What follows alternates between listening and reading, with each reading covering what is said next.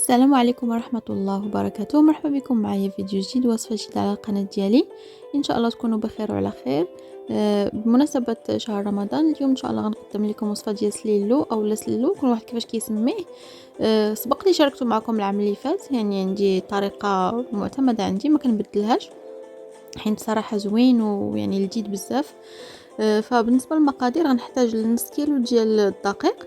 عندي هنا دقيق حمرته انا في الفران، تقدروا تحمروه في الكوكوط. عندي نص كيلو ديال الزنجلان اللي صهدته غير شويه في الفران، يعني ما كيتحمرش، غير كيصهد حتى كيولي مقرمش شويه صافي وكنطحنوه. عندي هنايا نص كيلو ديال اللوز حتى هو اللي حمرته في الفران وطحنته. وعندي نص كيلو ديال الكاوكاو نفس الشيء حتى هو حمرته في الفران وقشرته وطحنته. بالنسبه للطحين فراه ما كنطحنوش هداكشي حتى كيولي، يعني حتى كيولي بحال البودره، كنخليوه شويه مهرمش باش هكذا كنحسوا به مقرمش في الفم ديالنا فاش نكونوا كناكلوه. صافي هادو هما المكونات الاساسيه اللي غادي نحتاج. ضفت هنايا مسكه الحره، واحد 4 ديال الحبيبات ديال مسكه الحره اللي طحنتهم مع معلقه صغيره ديال السكر كلاصي او عفوا سكر سنيده. هنايا ضفت معلقه كبيره عامره ديال النافع حتى هو اللي صهدته وطحنته، ومعلقه كبيره ديال حبه حلاوه اللي حتى هي صهدتها في الفران وطحنتها. عندي هنايا القرفه 4 المعالق كبار عامرين، ونقدر نزيد من بعد على حسب حتى نذوق كيفاش. يعني الا خاص مزال غادي نزيد. بالنسبه لي انا عندي هنايا القرفه يعني ما مجهداش المذاق ديالها بزاف، فغالبا غادي نزيد مازال. صافي نخلط المكونات كلهم غير تخليطه خفيفه، وغادي غنحولو لسطح العمل حيت القصعه عندي صغيره، فما غاديش نقدر نخدم فيها مزيان على راحتي. صافي حولتها لسطح العمل وضفت هنايا 150 غرام ديال السكر كلاصي. ضروري غادي نغربلو باش يتحيدوا منه هذوك الحبيبات اللي كيكونوا فيه. بالنسبه لي انا 150 غرام، زائد العسل اللي غادي نضيف ليه. جاني في الحلاوه هو هذاك. نتوما الا كنتو بغيتوه حلو اكثر من هكذا تقدروا تضيفوا سكر اكثر اولا تنقصوا على حسب اللي بغيتو نتوما. صافي غادي نخلط كل شيء، المكونات ديالي مع بعض غادي نخلط مزيان، وغادي نحاول بيدي نحيد دوك الكويرات، دوك الكريكيبات اللي كيكونوا فيه غادي نحاول نحيدهم كلهم.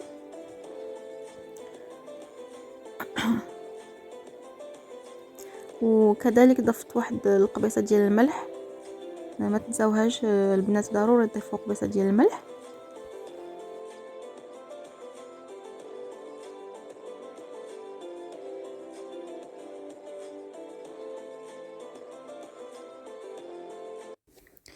من بعد ما خلطت مزيان المكونات كلهم انسجموا بعضياتهم وتحيدوا منهم هذوك الكويرات، دابا غادي ندوز باش نضيف الزبده اللي خديتها وذوبتها مزيان حتى تحيد من هذاك الحليب اللي كيكون فيها واللون ديالها بدا كيغمق. وضفت لها واحد الكاس صغير ديال زيت المائده، تقدروا ديروا زيت الزيتون الا بغيتو، انا كنفضل هكذا المذاق ديال الزبده مع الزيت العاديه. صافي وغادي نخلطها مع باقي المكونات حتى يتشرب لي داك الدقيق المهم هذوك المكسرات يتشربوا لي كلشي ديك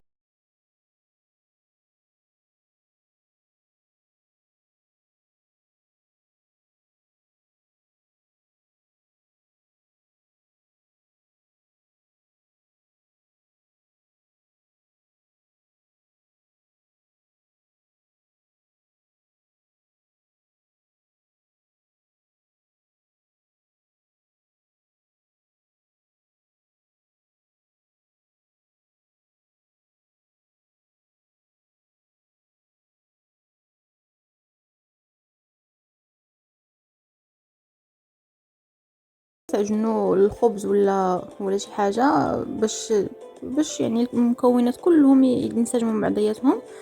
دابا غادي نضيف العسل. عندي كاس صغير ديال العسل، انا استخدمت هنايا عسل الحر، تقدروا تستعملوا اللي متوفر عندكم، ومن طبيعه الحال الحر كيعطي مذاق احسن. صافي وغادي نستمر في المزج مزيان مزيان مزيان حتى كل شيء، هذيك الزبده والزيت والعسل اللي ضفت يتشربوهم المكسرات، ويولي عندي خليط متجانس، يعني ما يبقاش مكور بحال هكذا ومعجن كل بلاصه، كل حاجه في جهه. وبالنسبه للناس اللي كنتو غادي ديروا واحد الكميه اللي هي كتيره وبغيتوا تربحوا الوقت، فتقدروا تستعملوا الهاشوار بدل ما تخلطوه هكذا بيديكم. الهاشوار كيساعد، يعني كديروا شويه بشويه في الهاشوار وكتخلطوا غير تخليطه خفيفه، ماشي كتطحنوه، غير تخليطه خفيفه حتى يمتزجوا كلشي المكونات وهذيك الدهنيات والعسل كيتخلط معاهم صافي، وكتحيدوه. راه يعني شاركته معكم في رمضان ديال العام اللي فايت، انا كنت وجدته بالهاشوار زوين كيساعد بزاف، ولكن انا درت كميه قليله فما يحتاجش، يعني وجدته غير هكذا بيديا. صافي خلطته مزيان كيف ما كتشوفوا حتى تجانس مع بعضياته. بالنسبه لي انا ضفت شويه ديال الكوزه، ماشي دابا، ولكن ضفتها يعني ما تصورش الفيديو.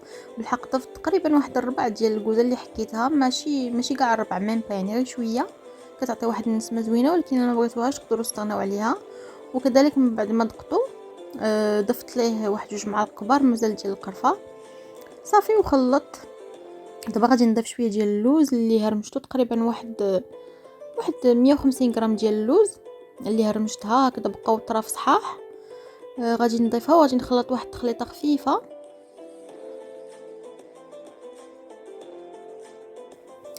وبالنسبه ليا غير باش نقول لكم القياس ديال الكاس اللي درت فيه العسل والزيت، هو كاس صغير كيف ما كتشوفوا. كيهز 100 غرام، يعني ضفت 100 غرام ديال العسل و100 غرام ديال الزيت صافي. غادي نكمل في الخلط بحال هكذا.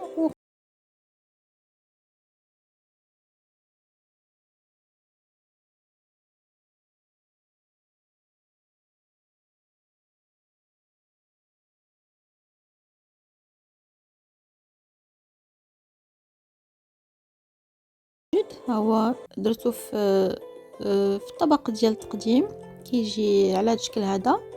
المنظر ديالو زوين والمذاق ديالو هائل بزاف بزاف، نتمنى انكم تجربوه. فكنشكركم على المتابعه ديالكم. الى عجبكم الفيديو ديروا ليه لايك، واللي ما مشتركش في القناه يشترك وفعلوا الجرس باش يوصلكم الجديد. ونلقاكم في فيديو جديد ووصفه جديده ان شاء الله، ومره اخرى رمضان كريم، والسلام عليكم ورحمه الله وبركاته.